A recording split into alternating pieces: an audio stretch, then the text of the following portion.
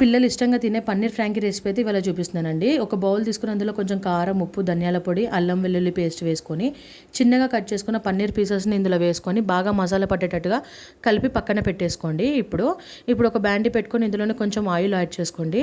కొంచెం oil heat ఎక్కిన తర్వాత ఇందులో పొడుగుగా కట్ చేసుకున్న ఉల్లిపాయ ముక్కలు అండ్ ఇంకా పొడుగుగా కట్ చేసుకున్న క్యారెట్ పీసెస్ని కూడా ఇందులోనే వేస్తున్నానండి. ఇప్పుడు కొద్దిగా క్యాప్సికమ్, కొంచెం క్యాబేజీ కూడా వేసుకొని లైట్గా ఫ్రై చేసుకోండి. వెజిటేబుల్స్ ఎక్కువ కుక్ అవ్వనివ్వద్దు. ఇందులోనే కొంచెం సాల్ట్, పెప్పర్ పౌడర్ కూడా వేసుకొని ఆల్రెడీ మ్యాగ్నేట్ చేసి పెట్టుకున్న పన్నీర్ పీసెస్ని కూడా ఇందులో వేసుకొని కలుపుకొని ఇందులో కొంచెం కొత్తిమీర వేసుకొని ఒక్కసారి ఫ్రై చేసి పక్కన పెట్టేసుకొని ఇది చల్లారవ్వాలి.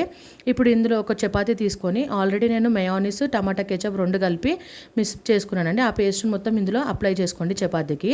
మొత్తం చపాతీకి అప్లై అయిన తర్వాత ఆల్రెడీ చల్లారిన మొత్తం కర్రీని ఇందులో యాడ్ చేసుకొని రోల్ లాగా చుట్టుకోండి. ఈజీగా అయిపోతుందండి ఫ్రాంకీ. ఇదైతే బ్రేక్ఫాస్ట్ కానీ, లంచ్ కానీ, లేదా ఇంటికి ఎవరైనా గెస్ట్లు వచ్చినప్పుడు చేసుకుంటే మాత్రం చాలా బాగుంటుంది. నచ్చితే మాత్రం like to my channel and subscribe చేసుకోవడం మాత్రం అస్సలు మర్చిపోకండి. బాయ్.